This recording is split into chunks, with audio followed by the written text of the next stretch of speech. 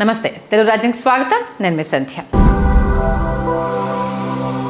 America Iran మధ్య యుద్ధ మేఘాలు కమ్ముకున్న వేళ టెహ్రాన్ నుండి ఎవరు ఊహించని శాంతి ప్రతిపాదన ఇప్పుడు ఆశ్చర్యపరుస్తోంది. పాకిస్తానీ మధ్యవర్తుల ద్వారా ఇరాన్ ప్రభుత్వం వైట్ హౌస్కు ఒక రహస్య అధికారికంగా తన కండిషన్స్ను పంపింది. అంతర్జాతీయ మీడియా కథనాల ప్రకారం ఇరాన్ తన పట్టును సడలించకుండానే యుద్ధాన్ని ముగించడానికి ఒక 3 దశల ప్రణాళికను సిద్ధం చేసింది. ఈ ప్రతిపాదనలో కేవలం శాంతి చర్చలు మాత్రమే కాకుండా ప్రపంచ ఆర్థిక వ్యవస్థను శాసించే హర్మోజ్ జలసంధిని తిరిగి తెరవడం, అణు ఒప్పందంపై చర్చలు వంటి కీలక అంశాలు ఉన్నాయి.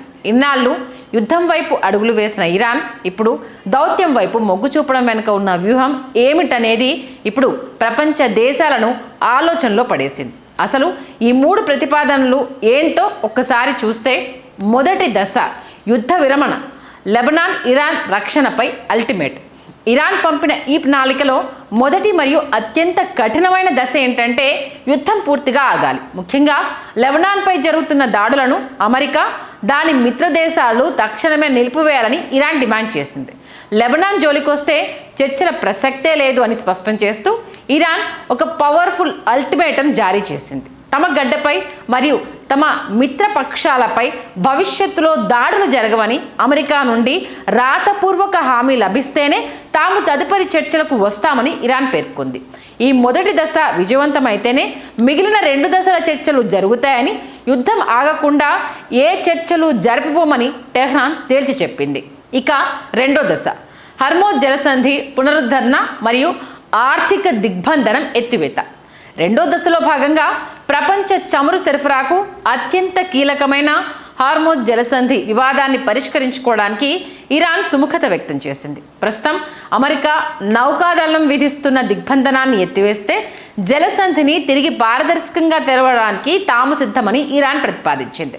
ప్రపంచ ఆయిల్ సరఫరాలో దాదాపు 20% వాటా ఇక్కడి నుండే సాగుతుంది కాబట్టి ఇది అంతర్జాతీయ మార్కెట్లకు ఎంతో కీలకం. దీనికి ప్రతిగా ఇరాన్పై అమెరికా విధిస్తున్న కఠినమైన ఆర్థిక ఆంక్షలను సడలించాలని, తమ చమురు ఎగుమతులకు ఎటువంటి ఆటంకాలు ఉండకూడదని ఇరాన్ డిమాండ్ చేసింది. ఈ దశలో ఒప్పందం కుదిరితేనే అణు చర్చలకు మార్గం సుగమమవుతుంది. ఇక మూడో దశ అణు ఒప్పందంపై బిగ్ ట్విస్ట్ మరియు అమెరికా తిరస్కరణ.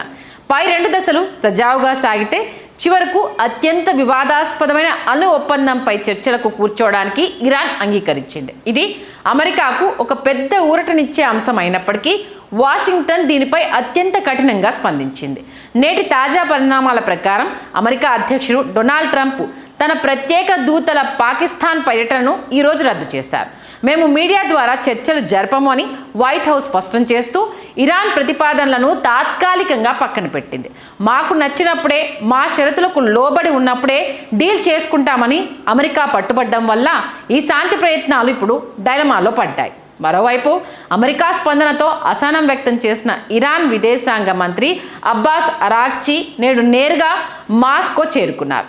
రష్యా అధ్యక్షుడు వ్లాదిమిర్ పుతిన్తో భేటీ అయ్యి యుద్ధానంతర పరిస్థితులు మరియు రక్షణ ఒప్పందాలపై చర్చించనున్నారు.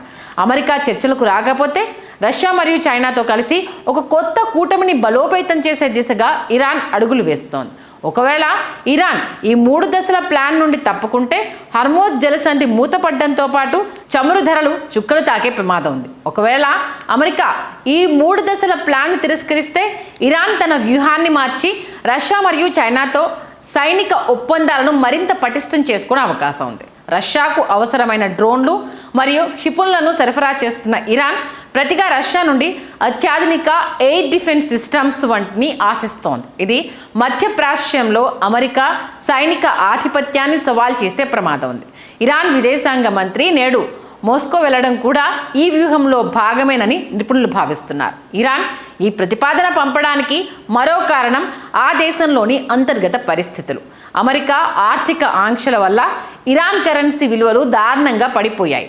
ద్రవ్యోల్బణం అవకాశాన్ని తాకుతోంది.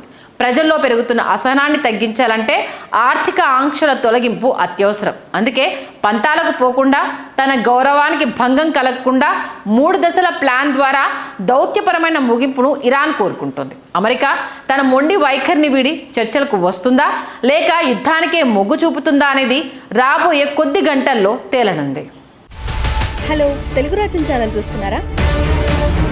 సామాజిక రాజకీయ జీవన చిత్రణే తెలుగు రాజ్యం. అతిశయోక్తులు అసత్యాలు ఉండవు. రాజకీయ కోణం కాదు, ప్రజా కోణమే కొలబద్ద. తెలుగు రాజ్యం వీక్షణ మీ ఉత్తమ అభిరుచికి నిదర్శనం.